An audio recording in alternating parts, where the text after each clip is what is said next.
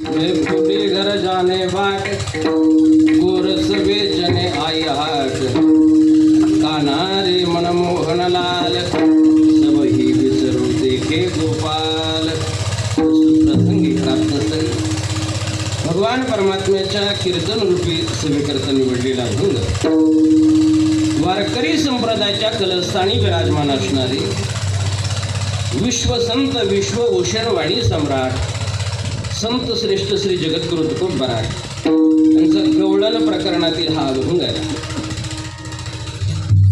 परवा दिवशी पूजनीय गवळी महाराजांनी हिंदी अभंग घेतला होता. कर घर हावे राम. आम्ही आळंदीमध्ये वारकरी शिक्षण संस्थेत असताना तो अभंग आम्हाला कीर्तन परीक्षेला होता.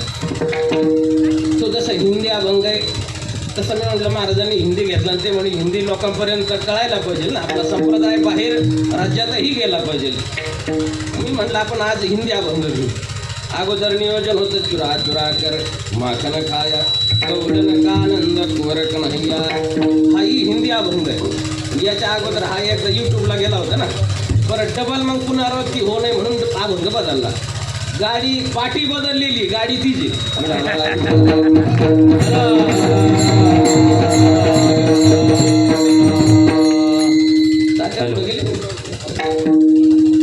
शोधू कुठे शोधू कुठे.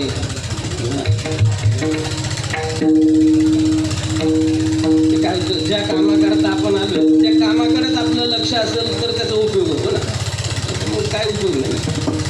आणि मला वाटतं आता थोडा वेळ जरी डिझेल जळाला तर जळू द्या. कोणाकडे कमिटीकडेच आहे ना, जळू द्या. मला उडाला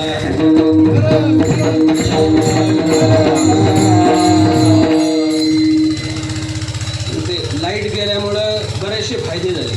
आपलं थोडंफार मागे पुढं कोणाचं काही झालं तरी झाकून गेलं.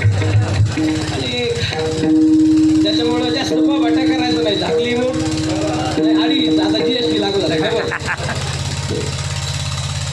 अशी कीर्तनात लाईट गेलेली चांगलीच असते. ते दिवसाच्या कीर्तनात नाही, शिंदे महाराज रात्रीच्या. खूपच महाराजांनी बोर केलं, लाईट गेली का तेवढा झटका साधायचा, उठून लगेच निघून जायचं. आता असं जरा महाराज सगळ्याकडे अँड्रॉइड मोबाईल आले, सगळ्या मोबाईलला काय ना टॉर्च आहे. लोक लाईट गेल्याबरोबर लगेच काय लावतात, ते कोणाकडे सर उठून जाणाऱ्याकडे नाही, ते महाराजाकडे लावतात. बाकीचे जाऊ दे पण महाराज नाही गेला पाहिजे. महाराजाचं घोंगडं कुठलं महाराज काय जातो.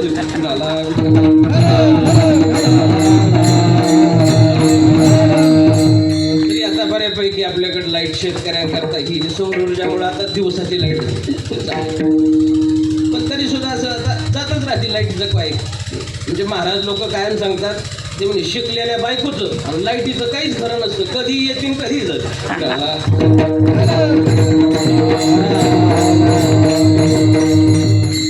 आपण जो हा उत्सव या ठिकाणी करतोय, गेली 22 वर्षापासून आपला हा उत्सव संपन्न होतोय. आपल्या सर्वांचे श्रद्धास्थान परमपूजनीय परमादरणीय वैकुंठवासी बाळकृष्ण महाराज हे शास्त्री पूजनीय बाबांनी आपल्याला हा मार्ग दाखवला. मार्ग दावून गेले आधी दयानिधी संतते. आपण फक्त एकच करायचं, तेनेच पंथे चालू जाता न पडे गुंता कुठे काही. पहिल्या दिवशी मीटिंग ज्या वेळेला होती त्यावेळेलाच आपला विषय झाला की आता ही 22वं वर्ष आहे, म्हणजे आणखी 3 वर्षांनी काय. परंतु पहिल्या दिवशी उगले महाराजांनी आपल्याला सांगितलं काय करा, 2 तप करा. आणि मला वाटतं संप्रदायात असे 2 तप करण्याची प्रथा नाही. कारण एका वर्षानंतर काय असतं, 25वं वर्ष, याला म्हणतात रौप्य महोत्सवी वर्ष. 1 तप त्या ठिकाणी केलं जातं. 12 वर्ष झाली की 1 तप पूर्ण होतं. 2 तप करत नाही, कारण की एका वर्षाने लगेच रौप्य महोत्सवी वर्ष. मात्र 3 तप करण्याची प्रथा आहे. किती 12 36वं वर्ष करतात, त्याला म्हणतात त्रितपपूर्ती सोहळा.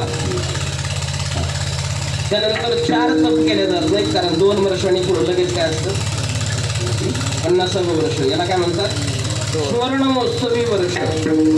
50व्या वर्षाला काय म्हणायचं, सुवर्ण महोत्सवी वर्ष. म्हणजे त्या वर्षी महाराजाला पाकिट नाही द्यायचे, अंगठ्यात द्यायचे, आणि म्हणतात सुवर्ण महोत्सवी वर्ष. 75 वर्ष पूर्ण झाली का 75 वर्षी त्याला अमृताचा गोडवा येतो, म्हणून त्याला अमृत महोत्सवी वर्ष म्हणतात. आणि 100 वर्ष कोणतंही कार्य लगातार जर चाललं, त्याला थोडं राहिलं त्याला म्हणतात शताब्दी. आपण आळंदीमध्ये वारकरी शिक्षण संस्था की ज्या ठिकाणी विद्यार्थ्यांना फी नाही आणि शिक्षकांना पगार नाही अशी संस्था 100 वर्ष कार्य करते. आता 106-7 वर्ष झाली त्याला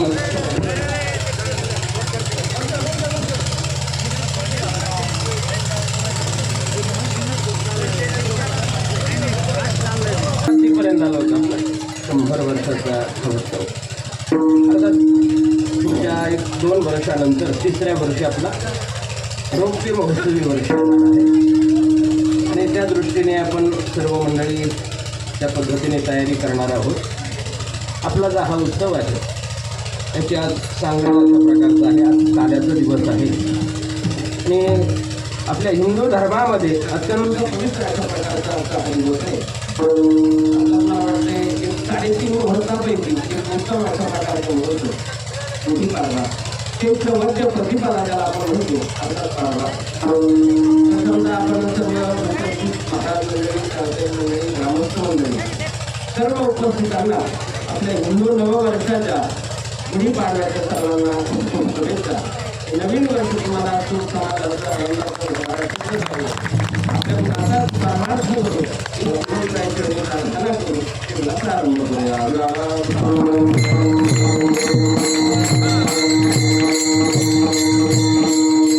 त्या उत्सवामध्ये आजचा एकच दिवस एवढा नवीन वर्षात करतो, नवीन महिन्यात करतो.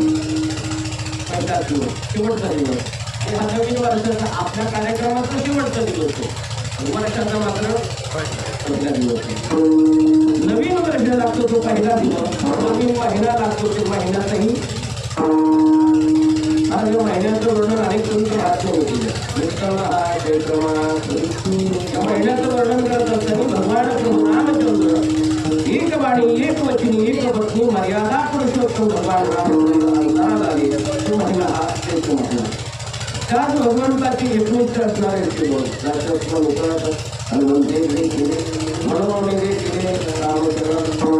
काय जन्माला आहे तोही महिना हा चैत्र महिना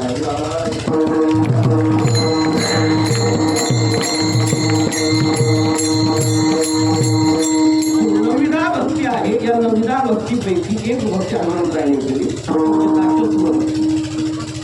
आता त्या रामायणामधून जर हनुमंतरायाचं पार्थ बाजूला केलं तर ते रामायणाला काही अर्थ राहत. एवढे उपकार त्या मारुतीरायाचे तुकोबाराय सांगतात.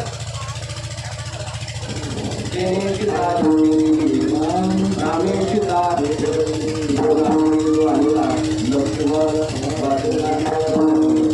मारुती उपकारी चरणावर दंडवत घालतात. ह्या वारकरी संप्रदायाच्या कलस्थानी आहे.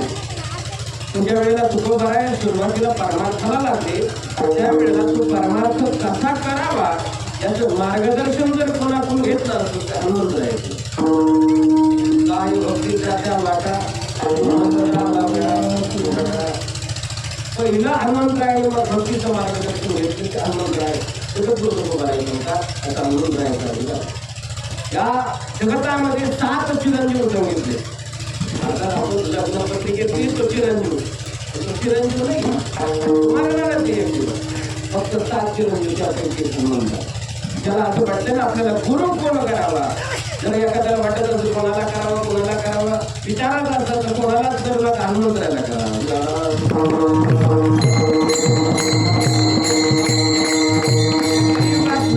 लवकर प्रसन्न होणारा दैवत म्हणजे हनुमंतराय. बुद्धिमत्ता शक्तीशाली दैवत म्हणजे हनुमंतराय. या सर्व बालगोपाळाला तत्वज्ञान शाळेवर महाराजांनी अतिशय सुंदर प्रारंभ केला. महाराज या कलियुगाचा विचार करत असताना जर असं पाहिलं एखाद्या गावात तुम्ही गेला तर मारुतीचं म्हणजे प्रत्येक ठिकाणी पाहिलं नव्हतं. कदाचित विठ्ठलाचं नव्हतं, शंकराचं नव्हतं. एखाद्या गावात रामाचंही मंदिर नाही, मारुतीचं मंदिर नाही असं गाव तुम्ही नाही म्हणलं. तुम्ही नाही म्हणता मोकळं पाथर्डी तालुक्यातील एक गाव आहे असं सांगतात. त्या गावात मारुतीचं मंदिर नाही. मंदिर कशाचं जायचं लिंबाचं.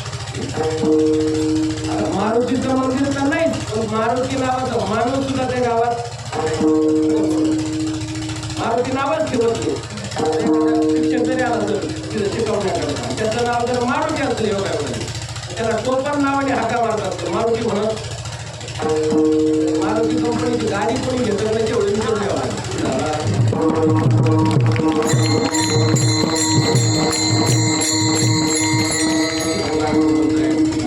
हनुमंतरायाचा उत्सव या राज्यामध्ये असं प्रकार.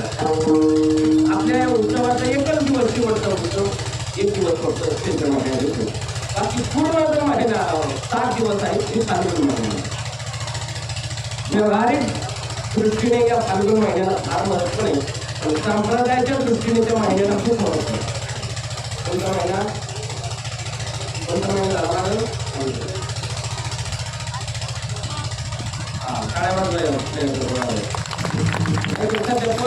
फक्त मार्च आणि एप्रिलच फाल्गुन महिन्याला. व्यावहारिक दृष्टीने या फाल्गुन महिन्याला फारसं महत्त्व नाही. का नाही याचं कारण असं आहे सगळ्यात पहिला महिना आणि सुरुवात चैत्र महिन्याने आणि सगळ्यात शेवटचा महिना म्हणजे कोणता आहे फाल्गुन महिना. व्यवहारामध्ये सुद्धा असते ना जेवढं महत्व मोठ्याला आहे तेवढं लहानाला.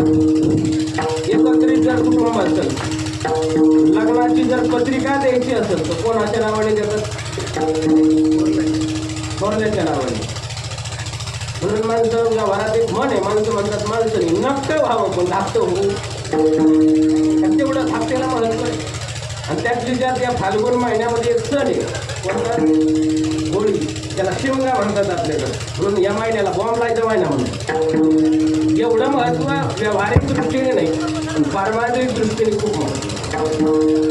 ज्यांचा अभंग आपण शिवे करता घेतला अशी जगद्गुरु तुकोबर आहे वैकुंठ गमना ज्या दिवशी करतात तो महिना आहे हा फाल्गुन महिना.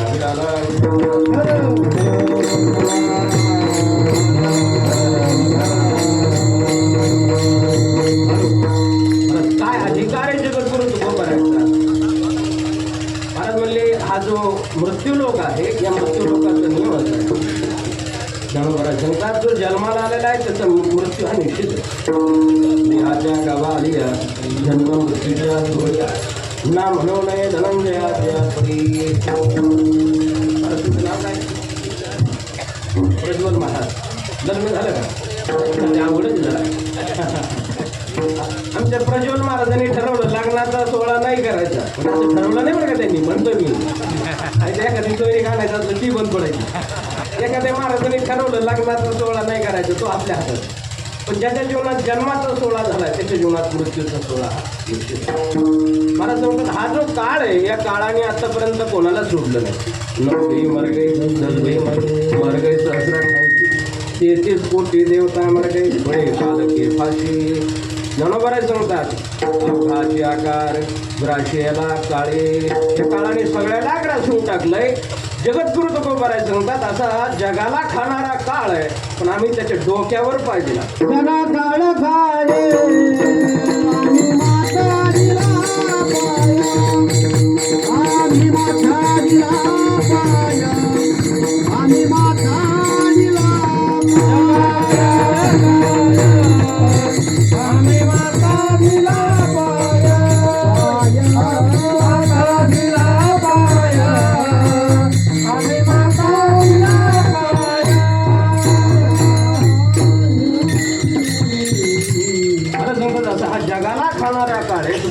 आम्ही त्याच्या डोक्यावर पाहिजे. ज्ञानोबाराने सुंदर वर्णन केलं तुकोबरायचं. प्रयाण काली देवी मान पटविली कलीच्या काला माझी अद्भुत वर्तविली. मानव देह घेऊन धामा गेली निळा म्हणे सकळ संताप उशविले. भोसले महाराज तुकोबरायला नेण्याकरताच्या वेळेला विमानाला भगवान परमात्मा आली. थोडं उंची होती मिस्त्री मग त्यांनी काय केलं मध्ये काहीतरी पाय पुराणाला तुकोबरायचं काळाला बोलवलं आणि त्यांना सांगितलं वाटी दर काळ गुलाम सलाम तुकया घरी रामत डोक्यावर पाय दिला तुकोबराय आणि जाता जाता बावरी महाराज त्याच्या मुतकडी थांबली. तुका म्हणे काळा एवढा घाबरला महाराज तो काळा नुसता चिंग चिंग चिंगाट पळाला.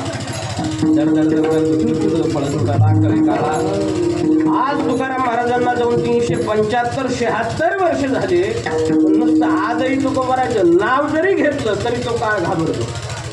तुकाराम तुकाराम नाम घेता कापे यमा, नाम घेता कापे यमा, नाम घेता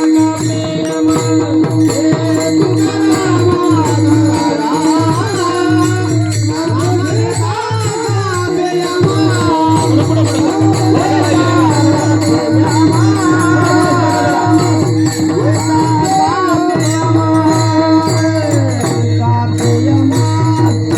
थोडं पुढं सारखा मागे जागा राहिलेली, सारखं सारखं सारखं या पुढं, थोडं थोडं सारखं सारखं करा. पुढं पुढं सारखं पुढं सारखं असं सरकल्यासारखं करा फक्त. मला बरं वाटेल तुम्ही ऐकलं मग. माणसाला बळच म्हणावं लागतं पुढं या पुढं या. इथं तुम्ही फक्त एखादा अनुदान वाटायला काढा बरं, हे त्याच्या पुढं ती त्याच्या पुढं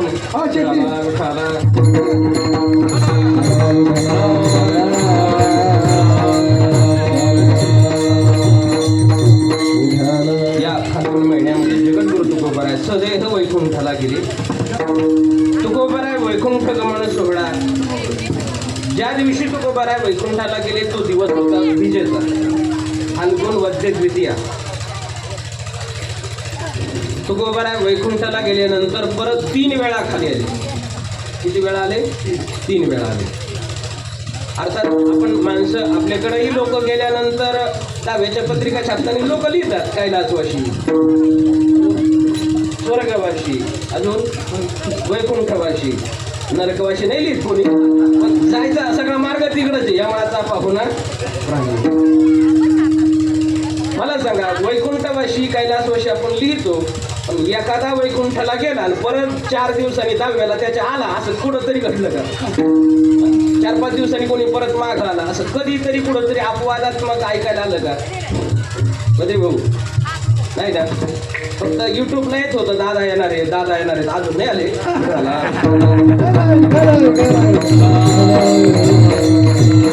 जगद्गुरु तुकोबाराय वैकुंठाला गेले विजेच्या दिवशी. जात असताना तुकोबारायची मुलगी तुकोबारायला भेटली नाही मला. शेजारी जवळ गाव होतं येलदरी, त्या गावामध्ये येलेवाडीमध्ये तुकोबारायची मुलगी भागीरथी बाई. ज्या वेळेला तिला कळालं की आपले बाबा आपल्याला सोडून गेलेत, महाराज तिने टाहो म्हटला, गडबडा लोळू लागली आणि तिने तुकोबारायचा धावा केला. बाबा गेले पुण्या गावा, भागीरथी घरी जावा. वैकुंठाला गेलेले तुकोबाराय विजेच्या दिवशी द्वितीयेला जातात आणि परत पंचमीच्या दिवशी माघ येतात. रंगपंचमी असते ना, आपण या दिवशी तिथून जातो पायी दिंडी सोहळा. पंचमीच्या दिवशी तुकोबाराय परत वैकुंठाहून खाली आले. आनंद झाला महाराज त्या भागीरथी बाईला. बाबा आपल्याला मग काहीतरी तुकोबारायला करावं. आता लवकरात लवकर तयार होणारा पदार्थ कोणता आहे? मॅगी, शेवया. मला वाटलं मॅगी म्हणतात, आता सध्या मॅगीचे. पण त्या काळात काय होतं? शेवया होतं. त्या भागीरथी बाईने शेवया बनवल्या. आम्ही इथून ज्या वेळेला दिंडी निघतो ना, म्हणजे दीपक मामा कबाडी ते प्रत्येक वारकऱ्याला काय करतात? शेवया. आता महिला मंडळ शेवयाचा भात केला, पण तो जर खायचा म्हटला तर तसा खाता येत. त्याच्याकरता काय लागतं? दूध, साखर, अजून तूप म्हणा ना. कुठं मी मागत नाही, पावशेर नको, अर्धा किलो पिठाला. आता ह्याच्या त्याच्या परिस्थितीनुसार तूप वगैरे ठीक आहे, पण कमीत कमी दूध तरी पाहिजे ना. महाराज दूध नव्हतं, शेजारी पाजारी सगळीकडे मागितलं, कुठं काय मिळालं नाही. तुकाराम महाराज म्हणले राहू दे, मी काढून आणतो. महाराज तुकोबाराने दूध काढलं, पण कोणाचं? भगवानेश्वरात पूजिले दूध नंदीचे काढिले, दूध नंदीचे काढिले, घराच्या नंदीचे काढिले.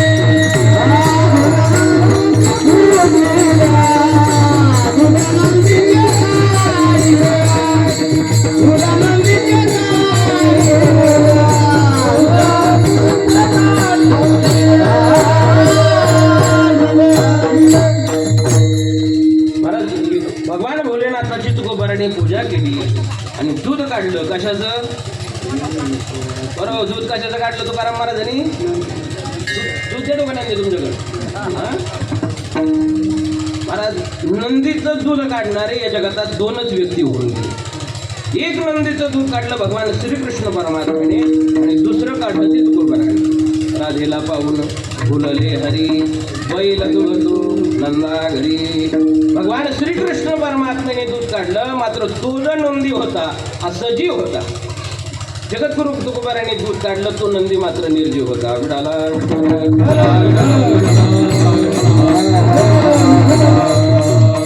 तुकोबारा वैकुंठाला गेले. तो हा पवित्र महिना फाल्गुन महिना आहे. तुकोबाराची एकनिष्ठ असणारे शिष्य ते ज्यांच्याकरता तुकोबारा आले, एक भागीरथीबाई. दुसरे तुकोबारा आले ज्यांनी तुकोबाराचं गाथा लिहिला. कोणी? तिली समाजात जन्माला आले संताजी महाराज यांच्याकरता. आणि एकनिष्ठ असणारे शिष्य की ज्यांच्या करतात त्यांच्या समोर भगवान परमात्मा आला, त्यालाही बाजूला लावलं. तुझं लागे ते लागली प्रार्थील्या वाचून देवालाही मागं पाठवलं असे असणारे निळोबाराय यांच्याकरता तुकोबारा आले. त्या निळोबारायचाही बीज उत्सव या फाल्गुन महिन्यात.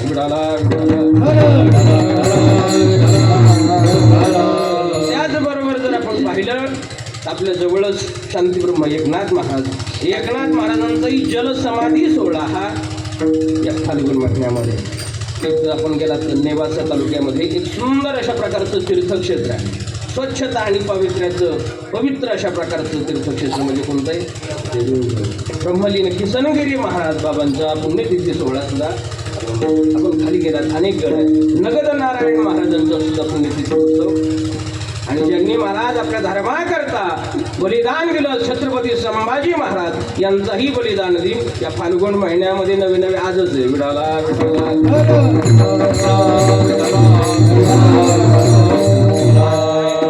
अमावस्या पण आहे आणि प्रतिपदा पण आहे. त्यामुळे आज नाही तर मग कालच्या दिवशी राहत होता. तुमच्या राजांनी त्या दिवशी मुंडन केलं. या व्यक्तीकरता सर्वांनी जोरदार टाळ्या वाजतात. आता खऱ्या अर्थाने आपण जर पाहिलं तर व्यवहारामध्ये काही लोक काही क्षेत्र असं झालेले, आता सगळेच तसे असतात असं नाही, पण लोकांना एक नाव ठेवायची सवय असते. पण माफी मागून सांगतो बरं का सर, लोक शिक्षक लोकांना म्हणतात लय चिकट असे शिक्षक, असे व्यवहारात पद्धती बरं का, मी नाही सांगत, लोक म्हणतात म्हणून मी म्हणतो माफी मागून सांगतो. तसं दुसरी एक पद्धती लोक म्हणतात महाराज हे ड्रायव्हर लोक काही चांगले नाही. असं लोक व्यवहारात पद्धती लोक दोन लोकांना नावं ठेवतात, एक ड्रायव्हर आणि पोलीस. लोक म्हणतात हे ड्रायव्हर आणि पोलीस माणसाची सवती जाते, त्यांच्या तोंडात देव येतच नाही, त्यांच्या तोंडात एकच देव आहे, आनदेव आणि जानदेव. तिसरा देव त्यांना माहीतच नाही. पण याला अपवाद म्हणजे राजेश महाराज, त्यांचं नाव सुद्धा मला माहीत नाही, पण मी राजेच म्हणतो त्याला, कारण छत्रपती सारखा दिसत महाराज पूर्ण पैसे. मी हे सगळ्यांना सांगितलं जिथं कुठंही कार्यक्रम असू द्या, त्यांना निमंत्रण असो नसो, एका कार्यक्रमाला मी बोरवडला होतो, त्यांनी फक्त आवाज ऐकला की गाडी बाजूला लावून लगेच कार्यक्रमाला हवे. कोणाला कुठेही जायचं असलं तर निःशुल्क सेवा वारकऱ्याची पूर्ण सेवा करतात. दुसरी महत्त्वाची गोष्ट मला हे सांगायचं होतं की छत्रपती संभाजी महाराजांचा हा बलिदान दिन जो मास आहे याच्यामध्ये त्यांनी चप्पल वापरलीच नाही महाराज. पूर्ण महिनाभर चप्पलचा त्याग केला. जर ते धर्माकरता बलिदान शरीर अर्पण करीत असेल तर आपण चप्पल का सोडू नये. त्याचबरोबर केसाचंही त्यांनी त्या ठिकाणी मुंडन केलं. विडाला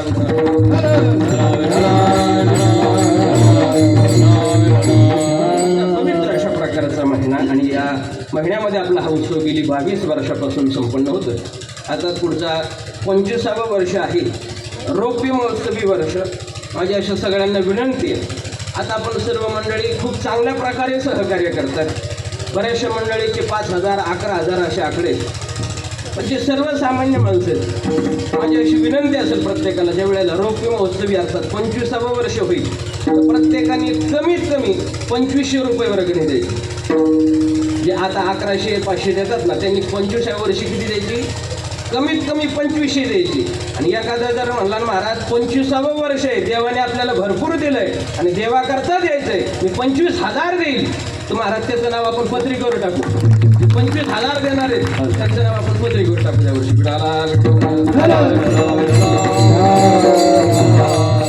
एखादा म्हणून महाराज हे सगळं खरं आहे, पण कशा करता एवढा पैशाचा उपयोग करायचा? हे सप्ताह तरी कशाला करायचा? 5-50 हजार लाख रुपये प्रत्येक वर्षाला बुडवायचे, कशाला बुडवायचे? याचं एकमेव कारण जर काही असेल, आपण सध्या पाहतोय महाराष्ट्रामध्ये अत्यंत दयनीय अवस्था आहे. सर्व तरुण पिढी आपल्याला व्यसनाच्या आहारी गेलेले पाहायला मिळते. यांना जर संस्कार आपल्याला लावायचे असेल तर संस्कार देणारं एकमेव व्यासपीठ जर कोणतं असेल तर हे एकमेव व्यासपीठ वारकरी संप्रदायाचं आहे. म्हणून हे कार्यक्रम होणे गरजेचं आहे. काय या सत्याचं फल आहे महाराज, आपण हा उत्सव करतो, फार लांबचं आणि दुसरं उदाहरण द्यायची तुम्हाला गरजच नाही महाराज. हा सप्ताह या ठिकाणी संपन्न होतोय म्हणून हे टाळकरी आपल्याला पाहायला मिळतं. एकदा टाळ्या वाजवायच्याकरता आता हा श्याम असेल, तो ओम असेल, यांचे परदेशी महाराज असतील, या आपल्याला जे टाळकरी आज नव्हते, वस्तीवरचे टाळकरी तयार झालेत. कशामुळे झालेत? सत्याचं कारण. आज ते माळकरी तर झालेत, पण काय झालेत? टाळकरी सुद्धा झाले. मला वाटतं पुढच्या 1 वर्षभरात कीर्तनकार, गायक, वादक सुद्धा आपल्याच वस्तीवरचे होते. याच्यामुळे एकमेव कारण हा सप्ताह आहे. यावर्षी आमच्या बद्रीनाथ भाऊनी माळ घातली, एकदा टाळ्या वाजवत त्यांच्याकडे. आता हे बऱ्याच दिवसापासून चाललं होतं, पण मागं पुढं त्याला योग लागतो कोणत्याही गोष्टी करता.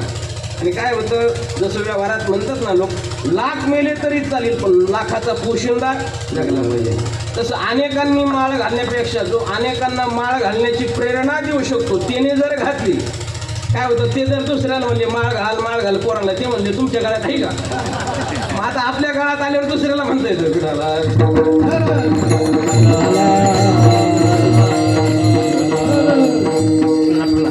सर्व मंडळी एकत्रित येऊन आपापसातले वाद मतभेद सर्व विसरून एकत्रित येतो. काल्याचं कीर्तन म्हटलं की महाराज सांगतात हे प्रसादाचं कीर्तन आहे. भगवंताचं नामचिंतन या ठिकाणी झाल्यानंतर प्रसाद आपण जर घेतला तर प्रसाद असतो प्रसन्नता प्राप्त होते. देवाच्या प्रसादे करारे भोजन. महाराज म्हणले काय याच्यामध्ये काल्यामध्ये दही आणि लाही वेगळं असं काय?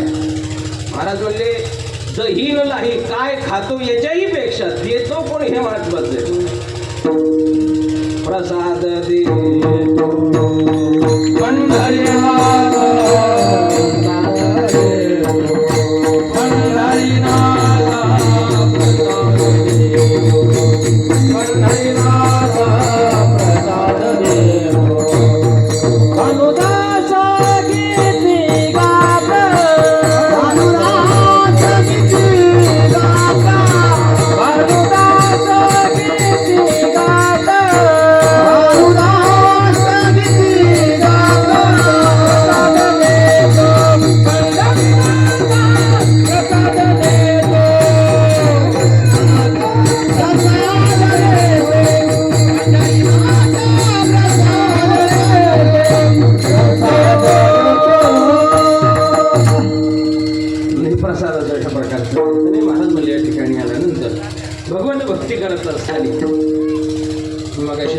हनुमंतरायला तुकोबाराने भक्तीच्या वाटा विचारला, मार्गदर्शन विचारलं. तुकोबाराला विचारलं महाराज तुम्ही भक्ती करताय, परमार्थ करताय, पण कोणाकडे पाहून करताय?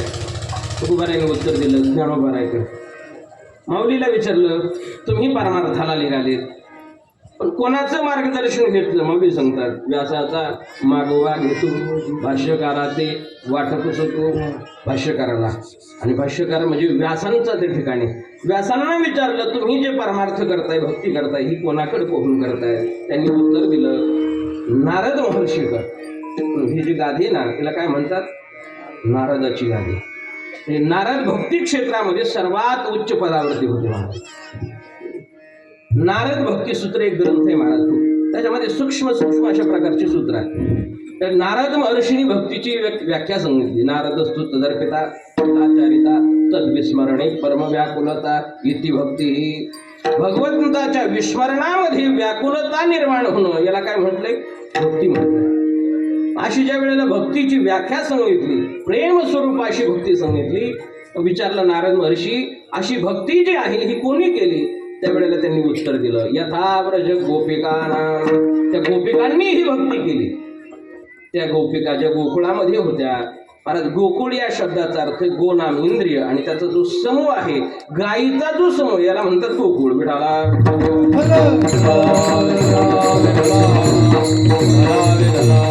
गोकुळामध्ये प्रत्येकाच्या घरोघर गायी होत्या.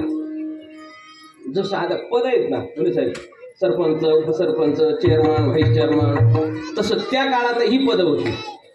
तात्या वृषभानूवर पद होती बरं. काय का फक्त नंद, उपनंद, ही त्या काळातली पद आहे, द्वापार युगातली. ती पद कशावरून होती तर गायीवरून अशा प्रकारची होती. एक गवळणी पहा, ते गवळणीमध्ये भगवान परमात्मा आईला बोलतात, देशोदे घराकडे चाल मला जेऊ घाल. त्याच्यामध्ये सांगितलं, आई मी तुला एकुलता एक गायी राखितो 9 लाख. भगवंताचे वडील जे होते हे नंदराज होते, आणि नंदराज म्हटल्यानंतर ज्याच्या घरी 1 कोटी गायी आहे त्याला काय म्हटलं जायचं, नंदराज. आणि मग असं गोकुळामध्ये प्रत्येकाच्या घरी गायी असल्यामुळं गोकुळामध्ये प्रत्येकाच्या घरी दही दूध खूप मोठ्या प्रमाणात, आणि त्या गोकुळातल्या सर्व परिवाराची उपजीविका उदरनिर्वाह जर कशावर होता तर त्या दही दूध तूप याच्यावरती होता. त्या गवळणीने काय करायचं, दूध काढायचं, त्याचं दही करायचं, लोणी बनवायचं, दही घ्यायचं, लोणी घ्यायचं, मडक्यात भरायचं, गोकुळातून निघायचं. कुठं जायचं, दुडीवर दुडी गवळणी साथे निघाली. दुडी कळते ना, आता नाही कळायची तुम्हाला. बारकेले पोरांना तुम्हाला लिंगोरच्या माहिती आहे का, कसा असतो तो, झाला घोटाळा आता. म्हणजे दगड रचायचे कसे, हल हल महादेव विडाला खाली, त्याच्यापेक्षा छोटा, त्याच्यापेक्षा छोटा, त्याच्यापेक्षा छोटा असं. आणि तसंच ते मडके सुद्धा त्या पद्धतीने एकावर एकावर एकावर अशा त्या गवळणीने दही दूध घ्यायचं आणि विकण्याकरता कुठं जायचं, मथुरेमध्ये जायचं. महाराज या गवळणी तिथं विकण्याकरता दही दूध घ्यायच्या, प्रत्येक गल्लोगल्ली फिरत होत्या, दही घ्या दूध घ्या. महाराज ते असं म्हणत नव्हत्या, ते काय म्हणायच्या, गोविंद घ्या कोणी दामोदर घ्या, गोविंद घ्या कोणी दामोदर घ्या, गोविंद घ्या कोणी दामोदर घ्या, गोविंद घ्या कोणी दामोदर घ्या. तव हसती मथुरेच्या गा, तव हसती मथुरेच्या गा, गोविंद घ्या कोणी दामोदर घ्या, गोविंद घ्या कोणी दामोदर घ्या.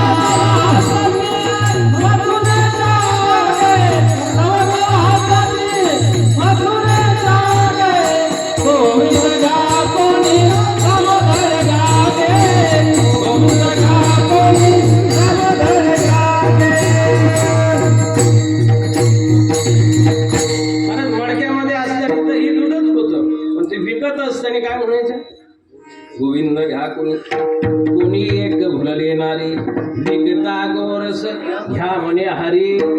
गोरस विकते पण घेताना काय म्हणते, हरी घ्या, गोविंद घ्या कोणी, दामोदर घ्या. की हे कशामुळं झालं महाराज सांगतो, त्यांनी भगवंताला पाहिलं, आणि भगवंताला पाहून गेल्यामुळं अशी परिस्थिती निर्माण झाली त्या गोकुळामध्ये. गोवळणी सगळ्या मथुरेत गेल्या, दही दूध विकून झालं आणि येण्याकरता निघाल्या. एका चौकामध्ये एक गवळण एका पायावरती उभा राहिली. तास झालं, 2 तास झालं, कीर्तन संपलं. 2.5-3 तास झालं तरी ती एकाच पायावरती उभा ती गवळण. बाकीच्या गवळणी म्हणल्या, अगं बाई सगळं उरकलंय, आता तुला परत गोकुळला नाही यायचं का. तिने सांगितलं, गोकुळला मला यायचंय, पण मी येऊ कशी, कारण की येण्याची मी वाटच विसरले.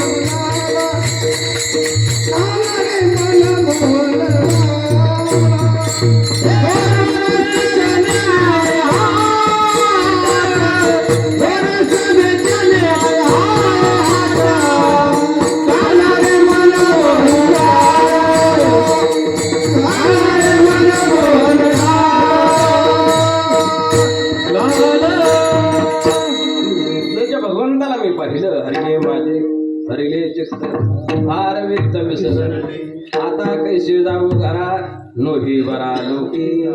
घरी जाण्याकरता तिने सांगितलं, माझं काय झाले, वाटच विसरली. मैं भोली घर जाणे बाट गोरस बेचणे आले हाट. हाट या शब्दाचा अर्थ आहे बाजार. हे साते आलिया साती या शब्दाचा अर्थ सुद्धा बाजार आहे. उळगा शारंग नाही तरी संसार अर्थ मुली या बाजारात आम्ही आलो. या ठिकाणी आल्यानंतर माघ का जाता येत नाही तिने सांगितलं वाटच विसरलं. त्याला विचारलं मग तू येत असताना लक्षात ठेवायचं ना तुझ्या वाटेने आली तिथं काय काय चिन्ह आहेत. वडवल्यानं आलं का काय नदी आहे. स्टँड लागला का नदी आहे.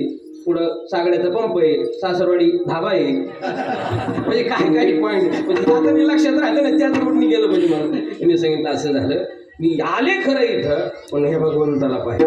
त्याचा परिणाम असं झाला कोणी एक भुरले ना विकेता गोरस घ्या म्हणे अरे भगवंताला पाहिल्यामुळं ती विसरली. विसरल्यामुळं काय झालं येण्याचा जो रस्ता होता ती रस्ताच विसरली. आणि हे विसरण्याचं कारण आहे जो अतिशय सुंदर लावण्य घन भगवान परमात्मा पाहिला आणि त्या पाहिल्यामुळं मला विसर पडला अभंगाच्या दुसऱ्या चरणात. काना रे मनमोहन लाल काना रे मनमोहन लाल काना रे मनमोहन लाल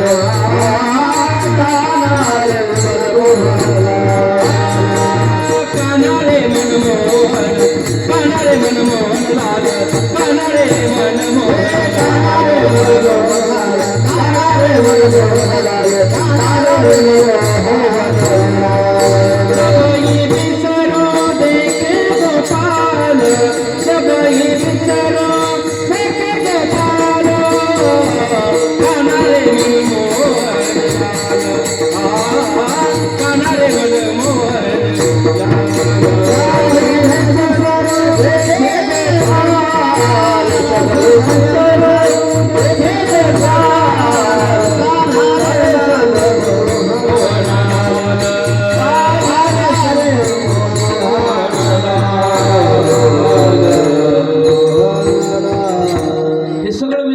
कारण काय झालं ते भगवान परमात्म्याला मी पाहिलं आणि एकदा त्याला पाहिलं पाहिला पाहिला पाहिला पाहिला नंदाचा नंदन पाहिला पाहिला नंदाचा नंदन पाहिला पाहिला नंदाचा नंदन पाहिला पाहिला नंदाचा नंदन नेवेदिले मन नेवेदिले मन नेवेदिले मन नेवेदिले मन नेवेदिले मन पाहिला पाहिला नंदाचा नंदन पाहिला पाहिला नंदाचा नंदन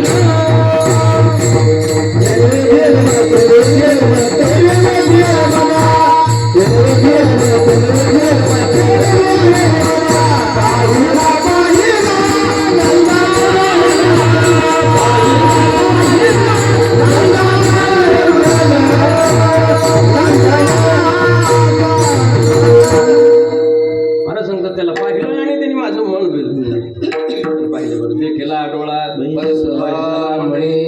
परिणाम असं झाला तो जीवधनी उच्चारी त्याला पाहिलं आणि तो मनात बसला. परमात्म्यामध्ये सगळ्यात महत्वाची गोष्ट काय असेल तो मन आहे. मनाचा विचार करायचा असतं आणि मनाचे 4 वर्गीकरण केले मन बुद्धी चित्त आणि अहंकार. निश्चयात्मिका बुद्धी निश्चय करते त्याला बुद्धी म्हणायची. चित्त कसं माऊली चित्त हा व्यवहारामध्ये वित्त पाहिजे. वित्त मंत्री कळालं ना वित्त लागतं. अहो ते आपल्याकडे ना का धर्म अर्थ काम आणि मोक्ष 4 पुरुषार्थ सांगितले. त्याच्यात अर्थ हा पुरुषार्थ आहे. म्हणजे पैसा मिळवलाच पाहिजे महाराज पैशाशिवाय काहीच चालत नाही. पण तू मिळवत असताना कशा प्रकारे मिळवा तुकोबारे सांगतात. त्याच्याकरता एक तुकोबारीने अभंग दिला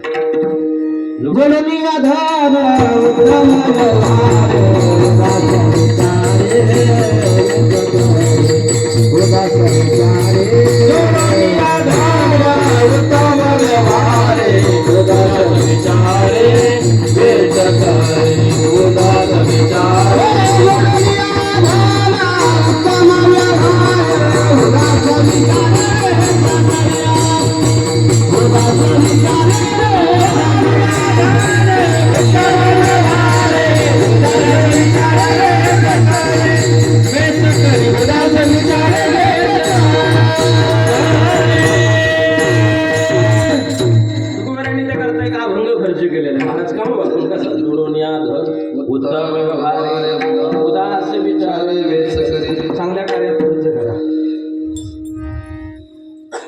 चांगल्या मार्गाने जर पैसा कमवला ना आपण तो कमी मिळतो, पण एक गोष्ट आहे, समाधान देतो बरं का. चांगल्या मार्गाने जर आपण पैसा मिळवत असतो ना, चटईवर नाही ढेकळात सुद्धा झोप लागते. आणि कमवण्याचा मार्ग जर चुकला तर येशीत सुद्धा घाम फुटतो. कोणता कामाचा या पण पाहिजे विडाला.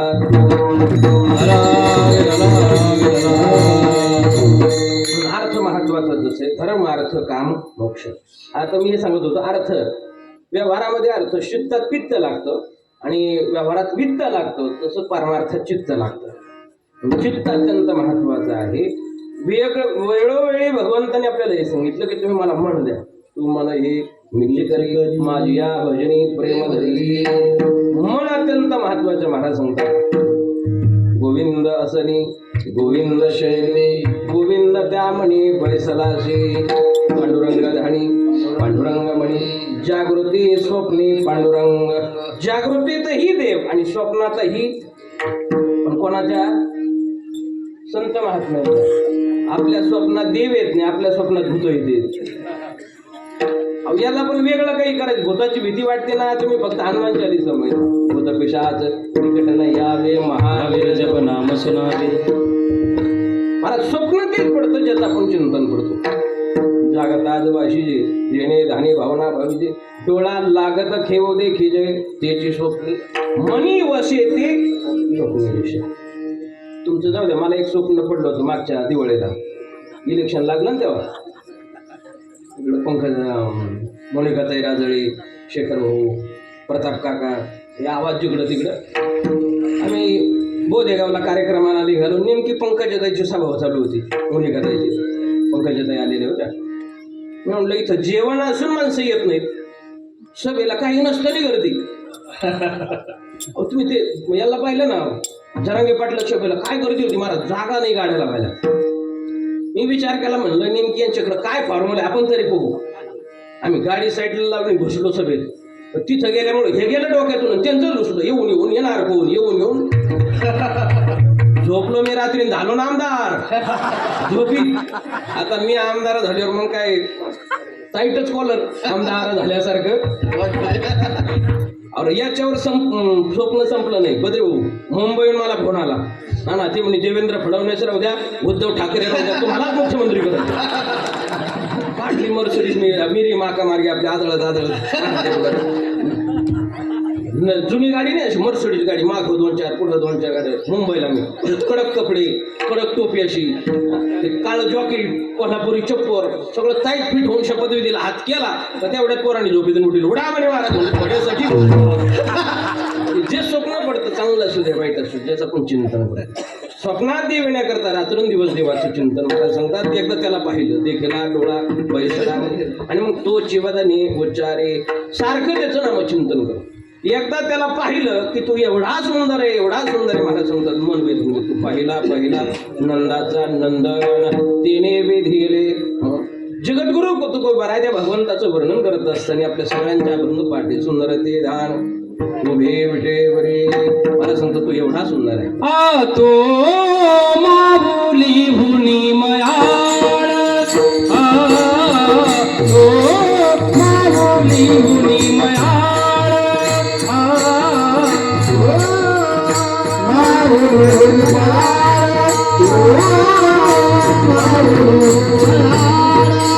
चंद्राहुनी शीतळ पानियाहुनी पातळ, चंद्राहुनी शीतळ पानियाहुनी पातळ, कल्लोळ प्रेमाचा तो माऊली भुनी मयाळ, तो माऊली भुनी मयाळ.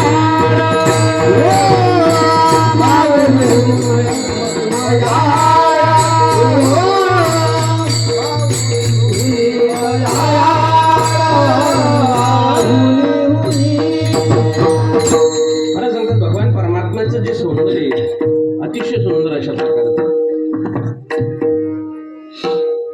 अगणित लावण्य तेज पुंजाळले, अगणित अशा प्रकारचं भगवंताचं सौंदर्य.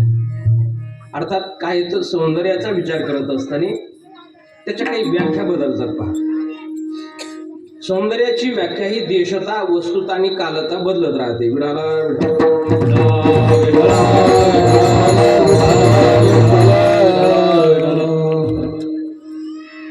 आपल्याकडे एखाद्याचं जर बसलेलं नाक असेल तर त्याला कधी सुंदर म्हणतं का? नाकाचं पाहिजे लोक म्हणतात ना पोपटासारखं, राबूसारखं. आपल्याकडे स्त्री असू द्या पुरुष असू द्या, सौंदर्याचा विचार करत असताना 32 लक्षणं सांगितली. काय करावी ती 32 लक्षणे. नाक नाही तेने वाया गेली. शामराव किती लक्षण आहेत? 32. आणि 36 काय आहेत? गुण आहे का? गुण फिरायला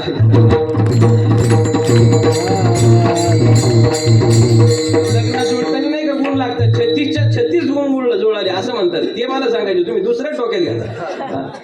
तर 32 लक्षण आहे. 32 लक्षणाने युक्त व्यक्ती असू द्या, पण जर नाक नसेल तर त्याला सुंदर म्हणत. हे आपल्याकडे तुम्ही जर चीनला गेलात, नेपाळला गेलात तर तिकडे सगळे तुम्हाला जर त्यांना तिकडे पाहायचं असेल त्यांना तर तिकडे जायची सुद्धा गरज नाही. तुम्ही फक्त आळंदीच्या वारीला कार्तिकीला किंवा पंढरपूरच्या कार्तिकीच्या वारीला या स्वेटर विकणारे पहा सगळे बसलेले आहेत. त्यांच्याकडे काय त्यांना सुंदर म्हणत नसतील का? आता वाघ महाराज न म्हणून करतील काय? एकच व्हरायटी मला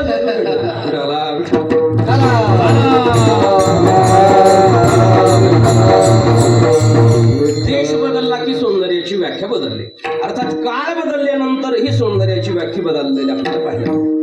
पूर्वीचा जो जुना काळ होता,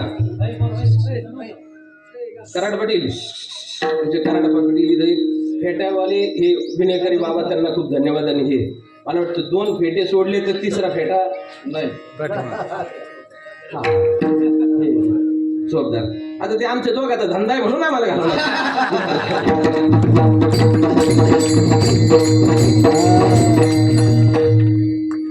मला याच्याकरता सांगायचं होतं, जुना जो काळ होता, जुन्या काळात सुंदर तरुण कोणता होता? ज्यांनी एक टांगली धोतर घातलाय, पायामध्ये जोड आहे, भरदार फेटा आहे आणि पिळदार मिशा आहे, त्याला काय म्हटलं जायचं? सुंदर तरुण. पण कोणत्या काळात? जुन्या काळात. आताच्या काळात सुंदर तरुण कोणता? धोत्रावाला नाही, पॅन्टवाला. कोणती पॅन्ट? बरोबर, हा जीन्स, ती पण फाटलेली पाहिजे, सरळ चांगली नाही. सुंदर तरुण त्यालाच म्हणतात. धोत्रावरेला सुंदरता नाही, तरुण सुद्धा नाही, म्हणून तर आम्हाला बाबा म्हणते लोक.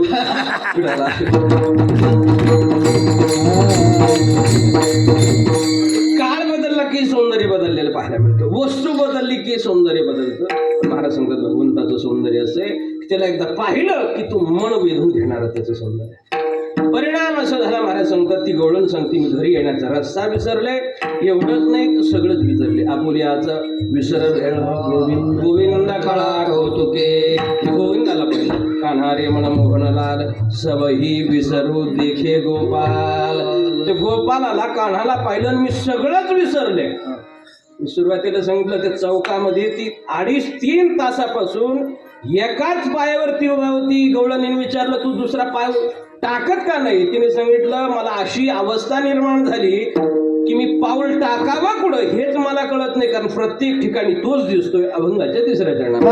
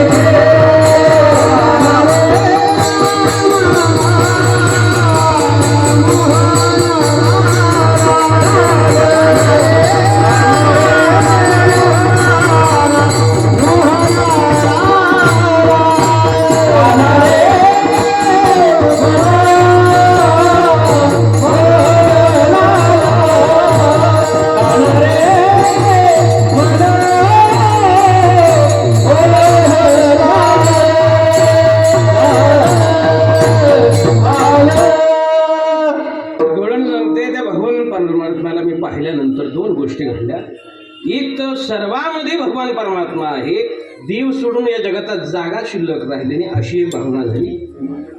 आणि दुसरी गोष्ट, व्यवहारातला जो प्रापंचिक विषय होता हे सगळं विसरलं. कानारे मनमोहनलाल आबही विसरू देखे गोपाल. देवाला पाहिलं मी स्वतःलाच विसरले. कोणी एक भुलली नारी, ती भुलली, ती म्हणे मी तर भुलले पण मी स्वतःलाही विसरले. आणि माणसाच्या जीवनात दुःख जे प्राप्त होतं याला दोन कारण आहे, मी आणि माझं. विठाला विठाला विठाला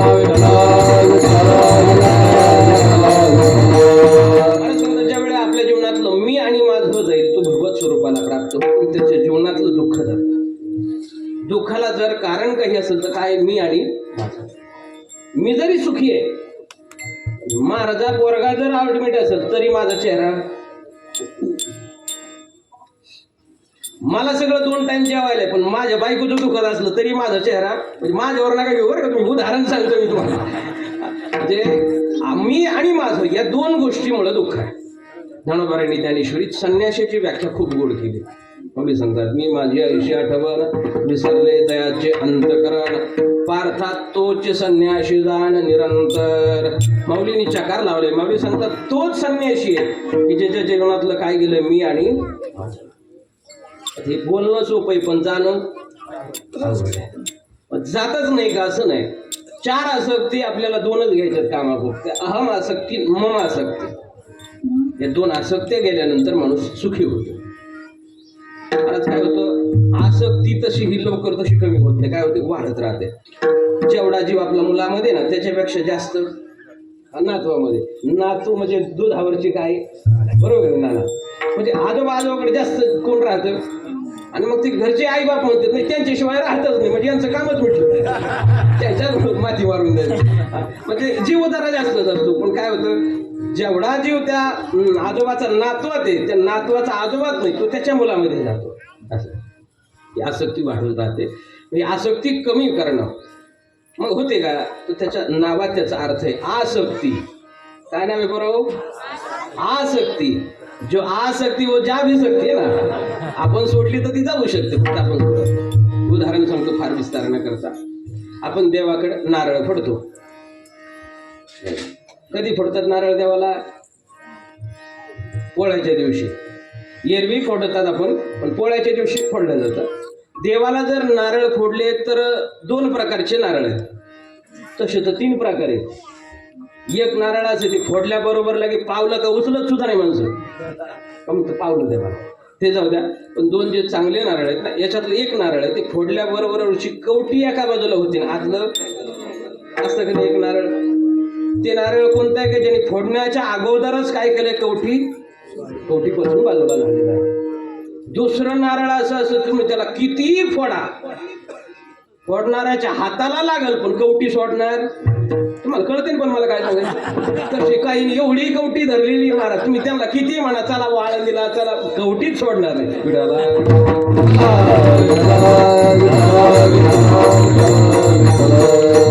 मला वाटतं ते लग्नात आशीर्वाद तुमचे पाठ झालेले आहेत. महाराज लोक सांगतात 4 प्रकारचे आश्रम आहेत, ब्रह्मचर्य, गृहस्थ, वानप्रस्थ आणि संन्यास. 4 आश्रम आहेत. अर्थात आपल्या अनुभूतीत किती आहेत, 2च आहेत. ब्रह्मचर्य आश्रमातून गृहस्थ आश्रमात प्रवेश करणे, पण त्याच्या पुढे अजून 2 राहिलेत. हे काय आपल्या डोक्यात, अर्थात शास्त्र असं सांगतंय संन्यास प्रत्येकाला घेता येतो. घ्यायचा कोणाला, हात वर घेऊ नका, पण घेता येतो. म्हणजे संन्यास म्हणजे गृहस्थ आश्रम स्वीकारूनही परत काय करता येतो, संन्यास घेता येतो. मला हे सांगायचं की 4 आश्रम कलियुगाचा विचार करत असताना 100 वर्षाचं गणित आहे. म्हणजे 25-25चे 4 तुकडे, 25 वयापर्यंत हो ब्रह्मचारी आश्रम. आणि ब्रह्मचारी आश्रमाचं वर्णन सांगत असताना महाराज सांगतात, ब्रह्मचारी धर्म गोकावी अक्षरे. ब्रह्मचार्याने काय केलं, पाठांतर केलं पाहिजे. आणि या वयात पाठांतर लवकर होतं.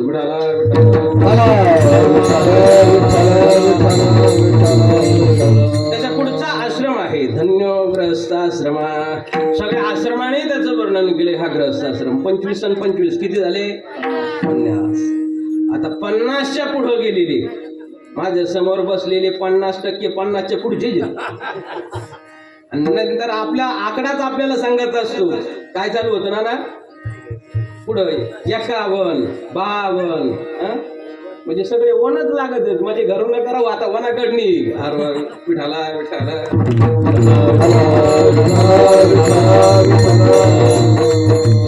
महाराज म्हणले मी आणि माझं ज्याच्या जीवनातलं गेलंय तो संन्याशी होतो. ही गवळण सांगते मी सगळंच विसरले, स्वतःला विसरले. आपुल्याचा विसर भोळा गोविंद कळा कौतुके. या गोविंदाला पाहिलं रे मन मोहनला आपही विसरू देखे गोपाल. स्वतःला विसरली भगवंताला पाहिल्यानंतर. आणि दुसरा प्रकार असा झाला पाय कुठं टाकावा हा प्रश्न तिच्या पुढे निर्माण झाला की प्रत्येक ठिकाणी देव.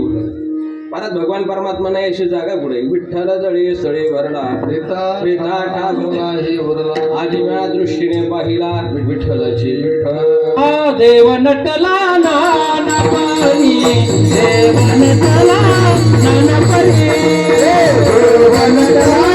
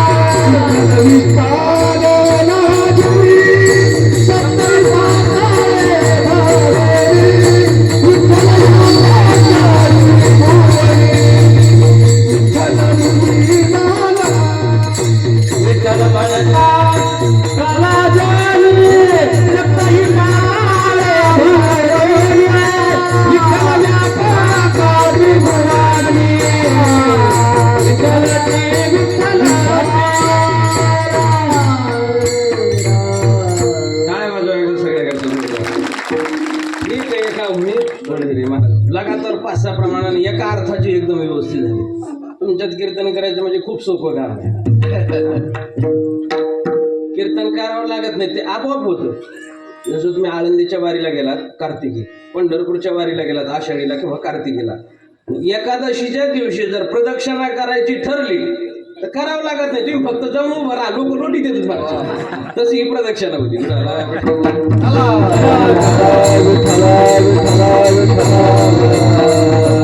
असं सगळ्या ठिकाणी भगवान परमात्मा व्यापक आहे. महाराज सांगतात मी नाही ऐसा ठाव उरलासे कवड सर्वत्र संपूर्ण गगन जैसे. जसं गगन हे कसं आहे सर्वत्र व्यापक आहे. व्यापकामध्ये गगन सगळ्यात मोठं एक सुभाषितकार सांगतात गगनम गगनाकारम सागरस्य सागरोपमा. गगनम गगनाकारम पर आकाश किती मोठं आहे आपल्या स्लॅब एवढं आकाश आहे एवढंच आहे. महाराज आळंदीला गेलात तरी आकाश आहे, पंढरपूरला गेलात तरी, सासरवाडीला म्हणजे कुठंही जा आकाश आहेत, फक्त ते टेकल्यासारखं दिसतं. भौगोलिक भाषेत त्याला काय म्हणतात गुन्हे नाही बरं का, फक्त शिदीत पुढाला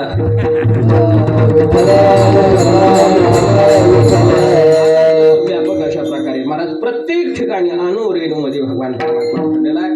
मात्र ही बुद्धी तयार होणं अवघड आहे. तुळशीदासजी सांगतात शियाराममय सब जग जानी करहु प्रणाम ज्योती जुग पाणी. प्रत्येक ठिकाणी भगवान दर्शन होणं. ज्ञानोपरांनी भक्तीची एक सोपी व्याख्या सांगितली पहा. प्रत्येक प्राणी मात्रामध्ये देव पाहणं हीच भक्ती. जे जे भेटी जे भूत ते जे मारी जे हा भक्ती योग निश्चिंत झाला माझा. म्हणजे अवस्थेवर जाणं याला परमार्थ म्हणतात. ती गवळण सांगते, देवा तुला पाहिलं मी अवस्थेवर गेले की प्रत्येक ठिकाणी भगवान परमात्मध्ये असतो. आता मी पाय कुठे टाकू हा प्रश्न आहे. कहा पगडारू देखे अनेरा देखे तो सब वहिने घेरा. प्रत्येक ठिकाणी भगवत दर्शन त्या गवळणीला झालं आणि तिने सांगितलं याचा फायदा असा झाला. तुकोबराज सांगतात की या जन्म मृत्यूचा जो संसार आहे ज्याच्यातून तरुण जाण्याकरता अनेकांनी गटांगळ्या खाल्ल्या, पण तेव्हा तुझं दर्शन झालं. मी या बोधावर पोहोचल्यामुळं माझ्या जीवनातलं पूर्ण धोकाच निघून गेला. अभंगाच्या शेवटी होते थकीत भाई रे तुका, होते थकीत भाई रे तुका, होते थकीत भाई रे तुका, होते थकीत भाई रे तुका, होते थकीत भाई रे तुका, होते थकीत भाई रे तुका, थकीत भाई रे तुका, होतो थकीता भाई तुका. भागावे सब मनता धोका, भागावे सब मनता धोका. कानारे मन देहलाल, कानारे मन देहलाल. भागावे सब मनता धोका, भागावे सब मनता धोका. कानारे मन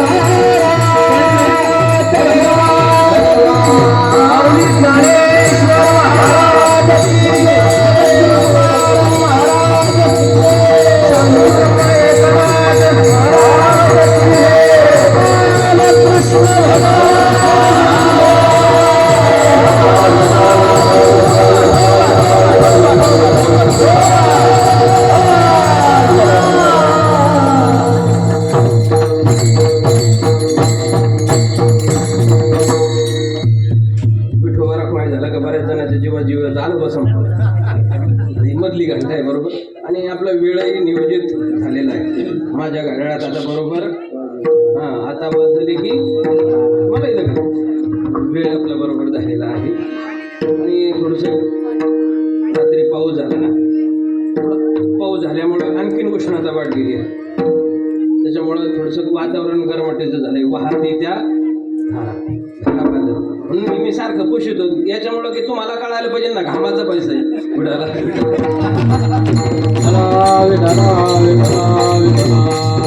भगवान श्रीकृष्ण परमात्माने जे चरित्र केलं त्याचा उच्चार आज काळाच्या दिवशी करावा लागतो. भगवंताने अनेकविध चरित्र केलं, पण त्या चरित्राचा उच्चार करायचा आहे. ते जे चरित्र आहे हे मथुरेतलं नाही, द्वारकेतलं नाही, कुरुक्षेत्रावरचं नाही, तर चरित्र फक्त गोकुळातलं वर्णन करायचं. चरित्र ते केले देवे गोकुळे, फक्त उच्चार करायचा, आचरणात नाही आणायचं. काही लोक आचरणावर जोड देतात. काय म्हणतात, भगवान श्रीकृष्ण परमात्म्याने 16,108 आता एक मिळणं अवघड आहे. काळ तसं झालेलं आणि याला कारणच आपण येत.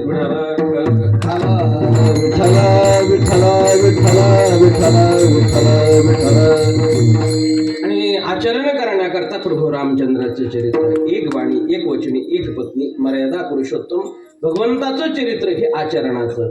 आणि उच्चारणाकरता भगवंत रामाचं, उच्चारणाकरता श्रीकृष्ण चरित्र आहे, आचरणाकरता प्रभू रामचंद्राचं आहे.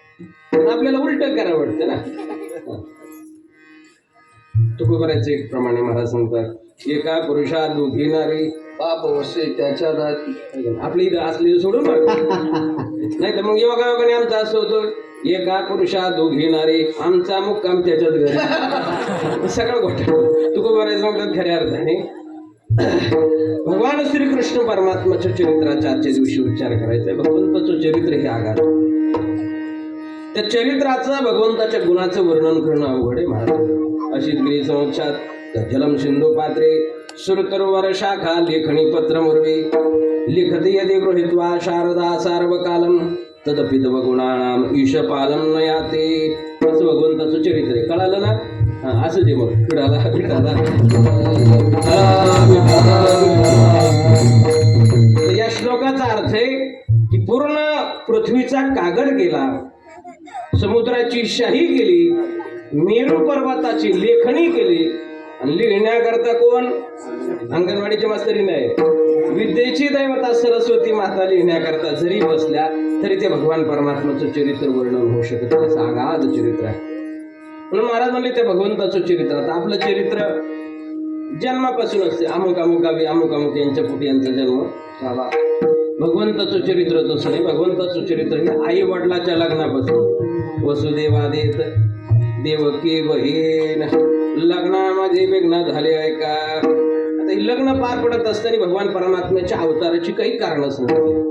देव अवताराला येत असताना मला वाटतं काल काय महाराजांनी सांगितलं देवाच्या अवताराचे. ज्या ज्या वेळेला अधर्म वाढतो त्या त्या वेळेला देव अवतार घेतो. यदा यदा धर्मस्य ग्लानिर्भवति भारत अभ्युत्थानं धर्मस्य तदात्मानं सृजाम्यहं परित्राणाय साधूनां विनाशाय च दुष्कृतां धर्म संस्थापनार्थाय संभवामि युगे युगे. ज्या ज्या वेळेला अधर्म वाढला त्या त्या वेळेला देवाने अवतार घेतला. अनंत अवतार घेशी भक्ता कारणे. बाकीच्या अवताराचा आपल्याला वेळ नाही. आता कृष्ण परमात्मा का अवताराला आले? कृष्ण परमात्माला अवताराला येण्याकरता अनेक विविध कारणापैकी एक कारण होतं श्रीकृष्ण परमात्म्याचे मामा. कोण? हा, टाळ्या वाजवा एकदा पोरा करता. बरोबर उत्तर दिलं. कोणता मामा? जेवढे पुराणात मामा झाले ना लय विचित्र. कंस मामा, शकुनी, अजून एक राहिला मारीच मामा, बडे नाही ते नाही. लय मामा म्हणजे काय आता काय सगळं मामाशिवाय तर काही कळत नाही. ते तर मागा लागतील ना विठाला. कंसाने काय केलं, उग्रसेनेला बंदिवासात टाकलं आणि स्वतः गादीवर बसला. आणि जे सैन्य होतं त्या सैन्याला आज्ञा दिली आणि सांगितलं की जिथं जिथं काही दान धर्म यज्ञ परोपकार काय जे काही देवाचं नामचिंतन चालू आहे सगळं बंद करा. जिथं जिथं पुढं सप्ताह चालू आहे सप्ताह बंद करून टाका. जेवढे कीर्तनाला माणसं आले तेवढे सगळे घेऊन या. महाराज जाऊ द्या पुढच्या कीर्तनाला. सगळं बंद करून टाकलं. राहिरे यज्ञ मोडिले कीर्तन पळाले ब्राह्मण दैत्या भिणे. हा करायचा. हा कंस एक होता. याच्या अगोदर एक राजा होऊन गेला. यांनी असाच अधर्म केला होता. त्याने तर असं केलं होतं महाराज, देवाचं नाव घेतलं का लगेच काय शिरच्छेद. कोण होता? भक्त प्रल्हादाचा बाप. नाव घेऊन येते देवाचे ब्रीद हे हिरण्य कश्यपूचे. मला असं वाटतं त्या वेळेच्या पेक्षा आताचं शासन बरं, शेतकऱ्याला नाही एवढं चांगलं, पण बाकी दृष्टीने चांगलं.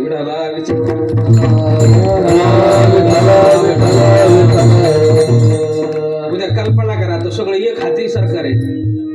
काही विधेयक मंजूर करू शकतात महाराज. सगळे मंत्रिमंडळ एकत्रित आलं. उद्या जर त्यांनी असं ठरवलं, असं होणार नाही बरं का, म्हणतो मी, त्यांनी जर असं ठरवलं की उद्यापासून जे जे माणसं कीर्तन ऐकायला येतील त्यांना फाशी देण्यात येईल. येईन का कोणी कीर्तनाला? आज काही नसताना लोकांना कीर्तनाला फाशी येते. आता सरकार चांगलंय, मला हे सांगायचंय. महाराज कंसाने अधर्म वाढला.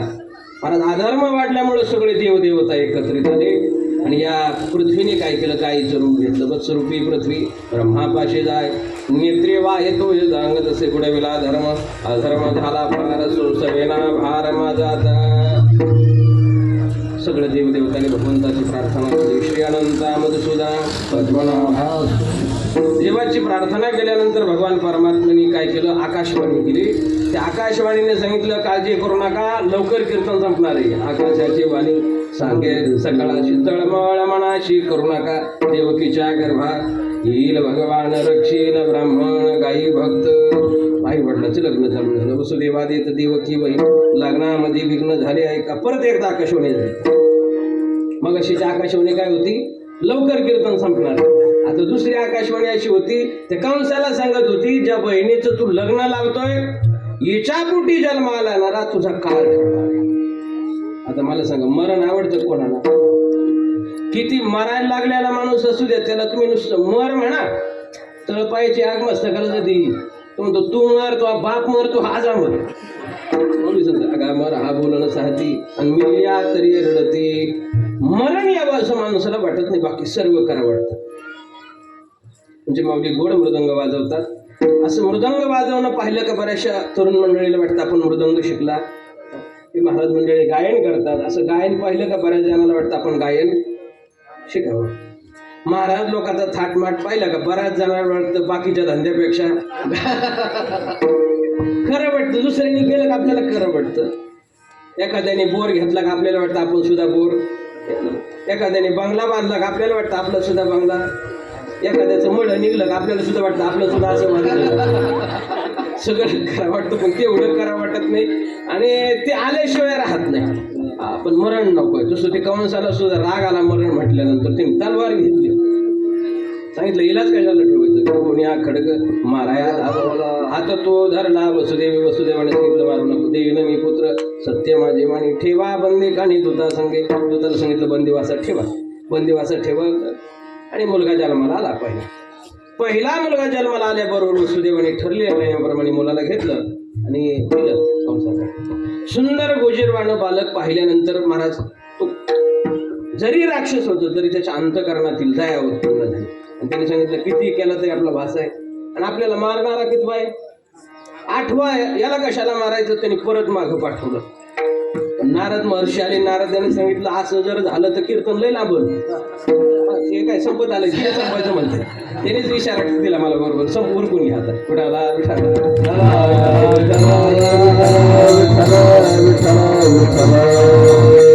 पटापट चालतो एक्सप्रेस वेने लगेच आला.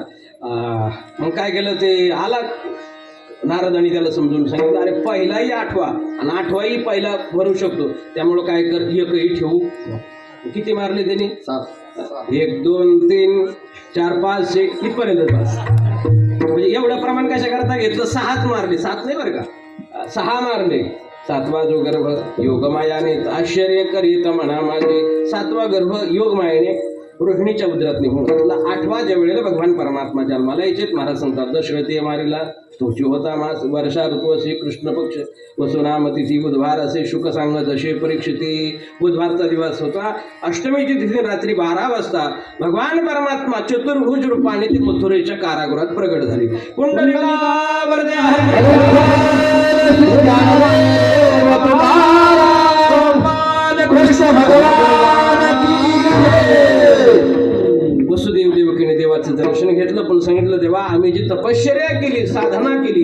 भगवानचा मुलगा म्हणून जन्माला यावं. भगवान म्हणले ठीक आहे, काही हरकत नाही, मी लहान होतो.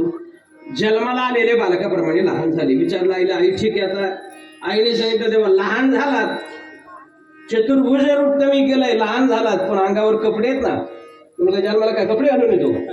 कपडे काढले देवाने. विचारलं आईला, आता ठीक आहे, लहान झालोय, कपडे नाहीत. आईने सांगितलं देवा सगळं ठीक आहे, लहान झालात, कपडे अंगावर नाही, पण मुलगा जन्माला आल्यावर काय गप्पा मारतो का? काय करतो? रडत येतो. महाराज जो येतो तो रडत येतो. येताना माणसाने रडत यावं, पण जाताना असं काम करावं की आपण हसत जावं, आपल्या करता लोकांनी रडावं.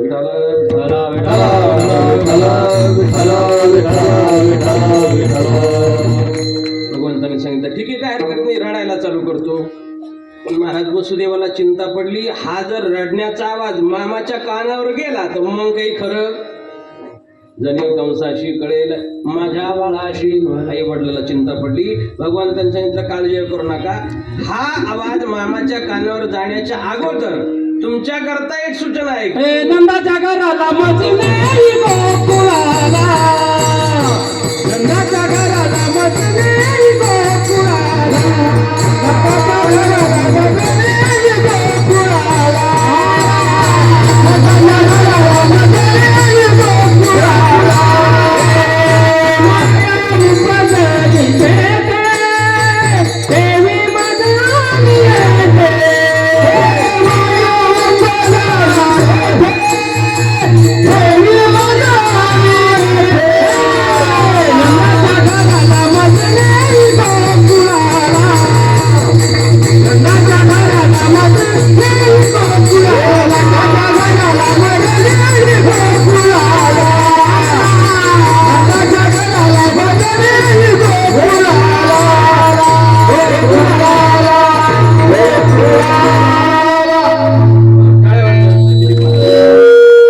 प्रमाण सुद्धा असं दिलं आणि चाल सुद्धा अशी लागली की स्पीड मध्ये थांबायलाच नको. कृष्ण आता लय वेळ झाला, लगेच गोकुळात जायचं. पण ते म्हणे गोकुळात जायचं ठीक आहे, पण आम्ही काय कीर्तनात बसलो का उठलं का निघालो, हातापायामध्ये काय बेड आहेत, कसं जायचं? म्हणून भगवंताने सांगितलं त्याची काळजी करू नका. म्हणून असे रक्षबाळ ते म्या मोहिले सकल, हातातल्या बेड्या आहेत त्याचीही काळजी करू नका, फक्त मला जवळ करा. उचलेला कमलापती पायीचे बंधने गळते. दरवाजे उघडायला लागले. भगवंताला टोपलीत घेतलंय. रात्री मंद मंद अशा प्रकारचा पाऊस पडतोय आणि आता गोकुळात जायचे. मधी नदी लागली. यमुना पहिल्या दर्शन यमुना माताला दिलं. भगवंताला त्या ठिकाणी गोकुळात ठेवलं आणि गोकुळातून मायेला घेतलं आणि मथुरेत आले. मथुरेत आल्याबरोबर महाराज ती माया रडायला लागली आणि रडायला लागल्याबरोबर सगळे आता दूध जागे झाले आणि ते कणी कंसाला जाऊन सांगितलं, राजेसाहेब तुमचा शत्रू जन्माला आलाय, पण मुलगा नसून काय मुलगी आहे. तो कंसही हुशार होता. मुलगा मुलगी एक समान. हा विठाला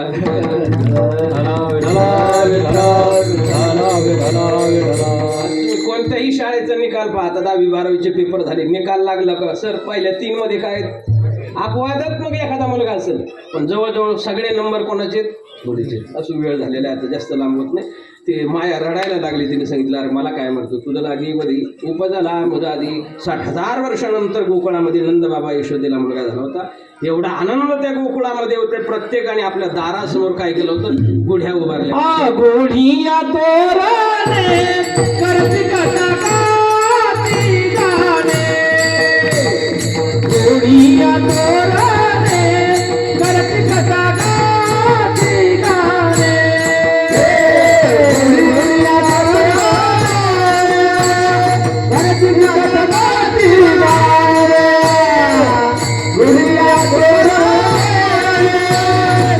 करती कथा गाती गाणे, करती कथा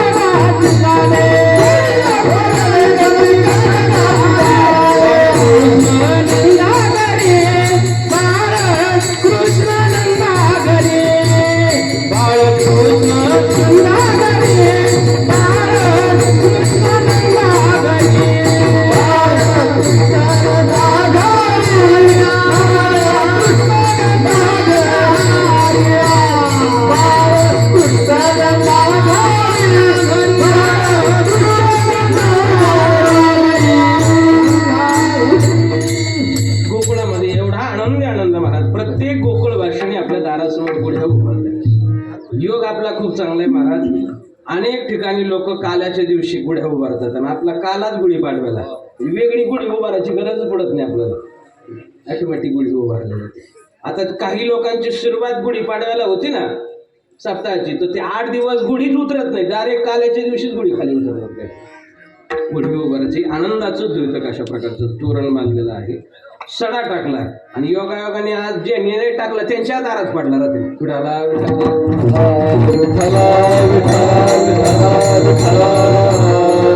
निसर्गाने सगळ्याच्या दारासमोर सडा टाकला.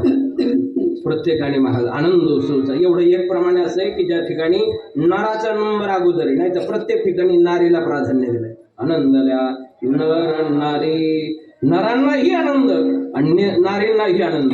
नारींना आता एवढा आनंद आहे महाराज, ते गोकुळामध्ये अनेक प्रकारच्या ज्या श्रुती होत्या ह्याच त्या ठिकाणी गोपिका झाल्या होत्या.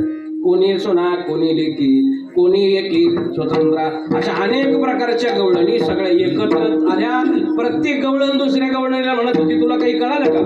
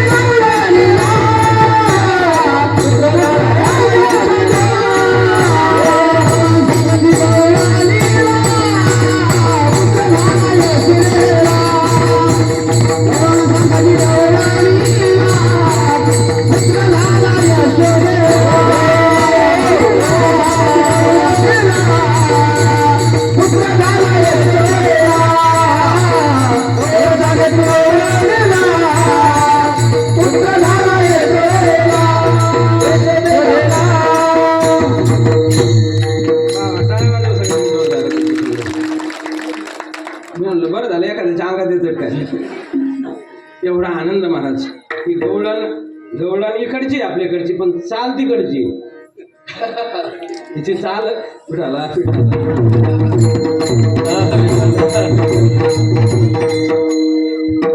प्रत्येक गवळणीला आणि गोपाळाला आनंद. त्या गोकुळामध्ये सगळ्या गवळणी एकत्र झाल्या. ताटी वाटी सुंठ वडे प्रत्येक गवळण दुसऱ्या गवळणीला समजत होती. अशा सगळ्या जमा झालेल्या गवळणी होत्या. आता तिने एवढ्या जमा झाल्या बरं का, लांडे भुले बडे ना तुमच्या पण होत्या सगळ्या गवळणी जमा झाल्या. पण तुमच्या सगळ्याचे नाव नाही, तिथे पिडके गवळण असं नाही, पण सबलच गवळण आहे. एका जनार्थाने सबलच गवळण असंही नाही. विठाला विठाला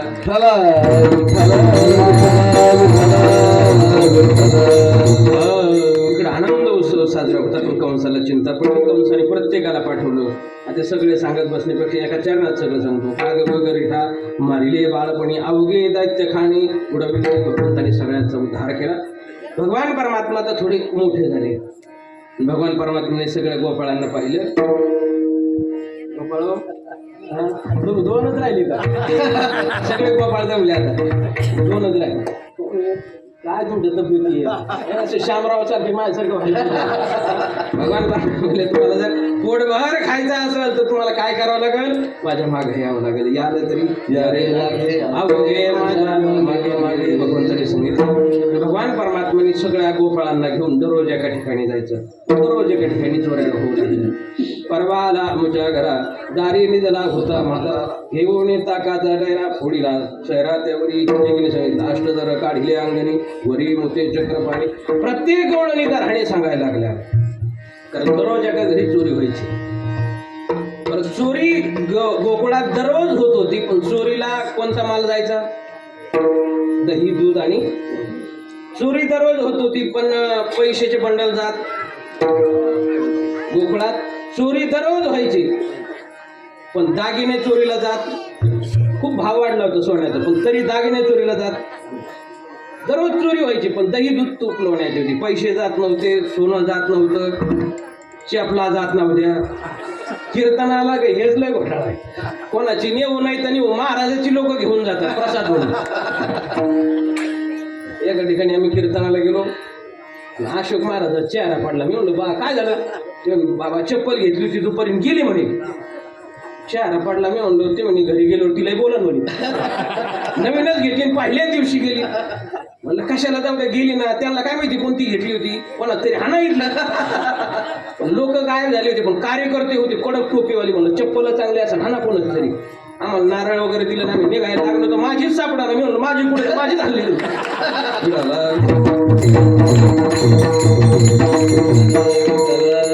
गोकुळात चोरी व्हायची ही फक्त कशाची तर ही दूध तुपलो. भगवंताने तुझी चोरी केली, चित्त चोरी गेले नंदाच्या नंदने. तुका म्हणे गरुड तुझे हरिणे माझे हरिले चित्त. एक 5 मिनिटात एक दृष्टांत सांगून शिवाचा मध्ये करू. अशा गोकुळात दररोज चोऱ्या व्हायला लागल्या. सगळ्या गवळणी एकत्रित आल्या आणि गवळणीने सांगितलं आपल्याला या चोऱ्याचं काय लावायचं, तपास लावायचा. एकीने विडा उचलला. त्यांनी सांगितलं काळजी करू नका, ह्या चोरीचा तपास मी लावणार आहे.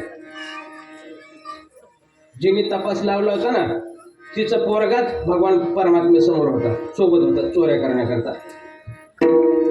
सकाळी ती स्वयंपाक करत होती, हा जरा उशिरा उठला. रात्री देवाबरोबर गेलता ना चोरी करायला. रात्री जागल्यामुळं जे लोक रात्री जागतात ते उशिरा उठतात.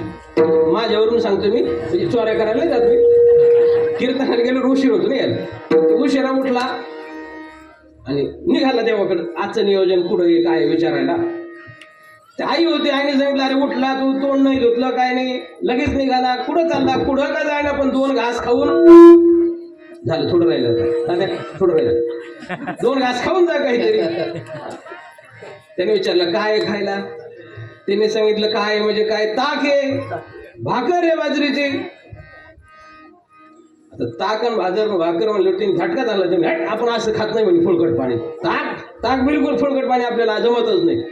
आता सगळ्या गोकुळामध्ये त्यावेळेला सगळे गोपाळ काय खात होते, ताकद भाकरच खात होते. गवळी आजी ताक फिरी कोण पोरे ती चांगली, सगळ्या गोकुळात ताक खात होते. आणि हा ताकाला फुलकट पाणी म्हणतो याचा अर्थ नक्की काहीतरी चांगला माल. तिची टूप पेटली महाराज. महिला मंडळाला माझी विनंती आहे, घरच्या भाज्याला जर नाव ठेवलं तर समजायचं कुठून तरी चोरून. आता ते म्हणला फुलकट पाणी म्हणल्यावर मग तिने विचारलं तू ताकाला फुलकट पाणी म्हणतो, नेमकी काय खातो तुम्ही, काय म्हणजे हे माझी नेमकी काय खातो तुम्ही. लोणी खातो. लोणी कुठे खातो, दररोज एका ठिकाणी खातो. गेलं फुगारीत सांगायला.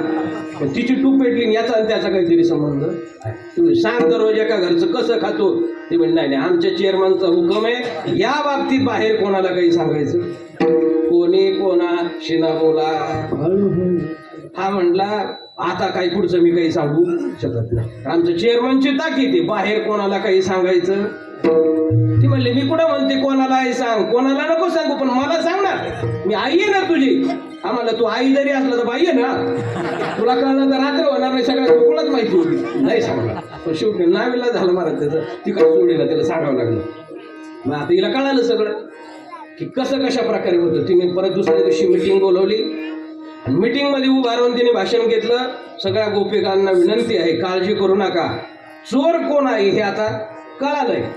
फक्त त्याचा मला मुद्द्यासह जोपर्यंत त्याला पकडणार नाही तोपर्यंत त्याचं नाव जाहीर करणार. भगवंतांनी ते भाषण ऐकलं. बाहेर ती आल्याबरोबर भाषण ठोकून भगवंतांनी जाहीर केलं, जय हरी मामी, पकडणार मला. तुम्ही हो. भगवंतांनी सांगितलं काय करा, सावध राहा, मी आता कोणत्याही वेळेला घरी येऊ. आता हिने भाषण ठोकलं होतं. बराच वेळ बोललं का जरा तोंडाला कोरड पडती, नाही कळलं मग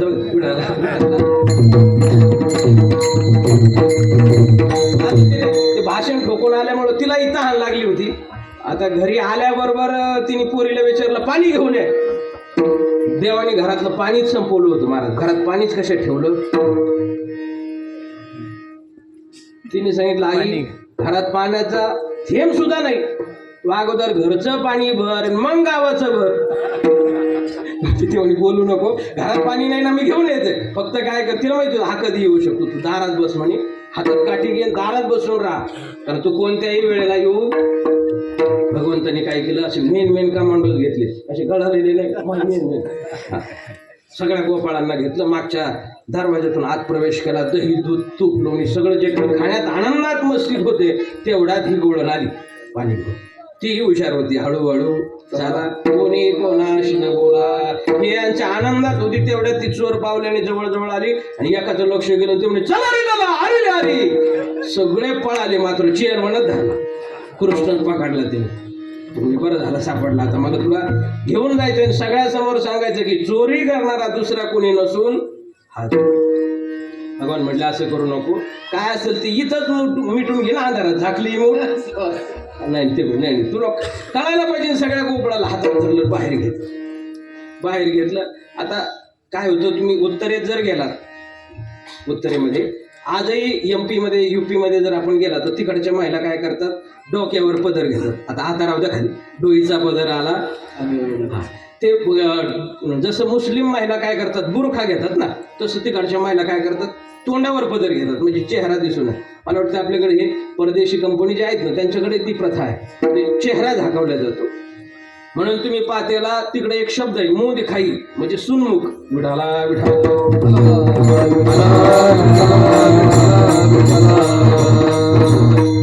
तोंडावर पदर त्यांनी घेतलेला होता डोळ्यासमोर अशा प्रकारचा. आणि थोडं चौकात आल्यानंतर जास्त गर्दी होती म्हणून आणखीन पदर पुढे घेतला. भगवंताला हाताला धरलेलंच होतं. भगवान म्हणला किती वेळ झाला तू माझा हात धरलाय किती नाजूक माझा हात आहे. हाताला नाही का कळ आली एक काम कर हात सोड मी तुला दुसरा हात देतो. तिला थोडी दया आली तिने हात सोडला. यांनी दुसरा नाही दिला दुसऱ्याचा दिला. तिच्याच पोराचा दिला. आणि तोपर्यंत घरी निघून आले आईला सांगितलं एक काम कर म्हणून मला लवकर काय कर जेवायला वाढ. दारातच जेवायला वाढ. आता तिच्याच पोराला वडील घेऊन आली यशोदे ये बाहेर यशोदे ये बाहेर. आता आतापर्यंत पदर समोर होता पण भांडणं करायचे म्हटल्यावर मग पदर काय करावा लागतो ऐक नाही कमराला खावा लागतो. तिने कमराला खावला आणि समोर पाहिलं तर भगवान श्रीकृष्ण परमात्मा जेवण करत होते. ते म्हणे जय हरे मामी या जेवायला. हातातला तिकडं कधी गेला तिकडं कृष्ण इकडं कृष्ण ती विस्मयित अशा प्रकारची झाली. अशा भगवान परमात्म्याने गोकुळात दरवाज खोल्या केला. यशोदेने सांगितलं सगळ्या गवळणी एकत्रित आल्या. सांगितलं यशोदे कृष्णाला सांगावे गोकुळी राहावे का जावे नाही तर मग काय करा जातो आम्ही गोकुळ सोडवली असं सांगितलं. असं नका करू. यशोदेने भगवंताला सांगितलं. भगवान परमात्म्याने सर्व गोपाळांना सांगितलं आता उद्यापासून आपल्याला काय करायचं इथं नाही. अरे तुम्ही गाया घेऊन सारे गोपाळ अरे तुम्ही गाया घेऊन सारे गोपाळ अरे तुम्ही गाया घेऊन सारे गोपाळ अरे तुम्ही गाया घेऊन सारे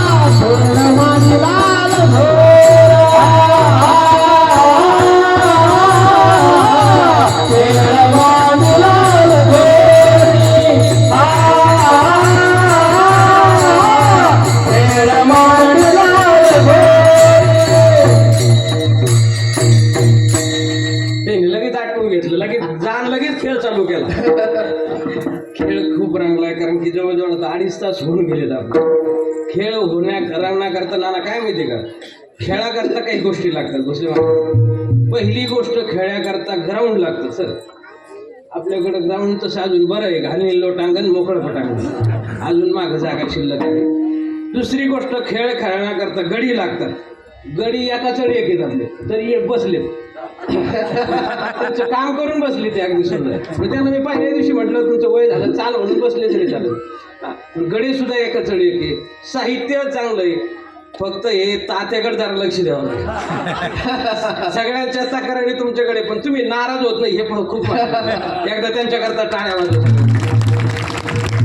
मग अशी महाराज किती त्याच्यातून धोपण निघलं तरी पोहू केली वन पाय पिटी झाला एवढी धावपळ करतात. पण थोडंसं काय होतं सगळ्यांना व्यवस्थित आवाज आला का त्यांना म्हणाला आनंद अशा प्रकारचा येतो. असा खेळ रंगला आणि भगवान परमात्मा म्हणजे आता झाली आता वेळ म्हणती शिदोऱ्या एकत्रित करा. प्रत्येक गोपाळाने आपली आपली शिदोरी आणली.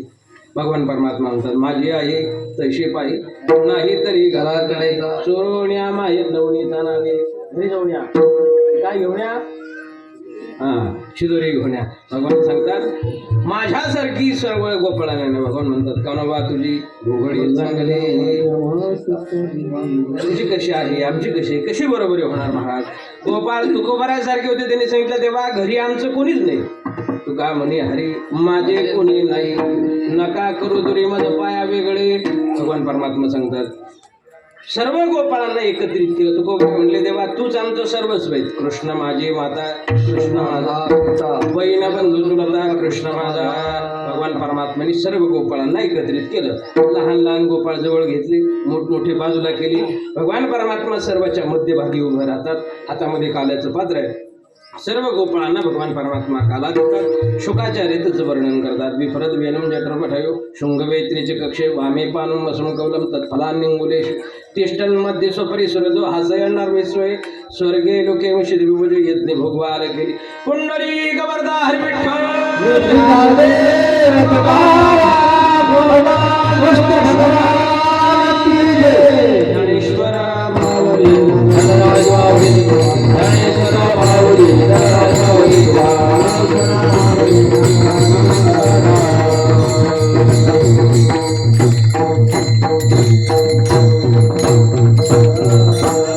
भगवान परमात्म्याने तो यमुनेच्या वाळवंटात जो काबा केला सर्व गोपाळांना एकत्रित घेऊन तो काबा केला आणि त्याची गरज होती. मध्यंतरी हा काला बंद पडला होता पण समाजाला याची गरज असल्यामुळे ज्ञानोबारांनी पुन्हा अवतार घेतला आणि ज्ञानोबारांनी सगळ्या जाती धर्मातल्या संतांना एकत्रित केलं. मिळविली मानली वैष्णवांची. जसं यमुनेच्या वाळवंटात गोपाळांना घेऊन काला कृष्ण परमात्म्याने केला ज्ञानोबारांनी तोच काला पंढरपूरच्या वाळवंटात केला. एकाची टाळी झाली चंद्रभागे माझा ज्ञानराज गोपाळाशी लाह्या वाटे आणि तो काला झाला. तेव्हापासून संप्रदाय पद्धत आहे. कितीही दिवसाचा कार्यक्रम असेल तर त्याची सांगता ही काल्याच्या कीर्तनाने होत असते. आपल्या या वस्तीवरती गेली 22 वर्षापासून हा उत्सव संपन्न होतो त्याची आजची ही सांगता आहे. मगाशी मी सांगितल्याप्रमाणे 3 वर्षानंतर जो 25वे वर्ष आपलं होणार आहे. पण पुणे जिल्ह्यातल्या जर पत्रिका पाहिल्या सप्ताहाच्या तर त्याच्यावर देणगीदाराचे आकडे असतात. ते मागच्या या वर्षीच पुढच्या वर्षीचे पुकारलेले असतात जाहीर केलेले असतात. त्या पद्धतीने ते आकडे खाली दिलेले असतात. म्हणून आपल्याला या वर्षी पुढच्या वर्षी नाही पण 25व्या वर्षी तो उपक्रम करायचा की जी व्यक्ती त्या पद्धतीने तसे आकडे देणार आहेत 25व्या वर्षी ते पत्रिकाच त्या पद्धतीने मोठ्या प्रमाणात आपण करणार आहोत. आणि त्याच पद्धतीने आपल्या सर्व मंडळीच्या सहकार्यातून सहयोगातून आपला रौप्य महोत्सवी वर्ष भव्य दिव्य स्वरूपात त्या ठिकाणी साजरा व्हावं असं हनुमंतरायाच्या चरणी प्रार्थना करू. झालेली सेवा त्यांच्या चरणी समर्पित करून सेवेला या ठिकाणी पूर्ण करून देऊ. भगवंताकडे अशीच प्रार्थना करायची नामा म्हणे केशराजा केला माझा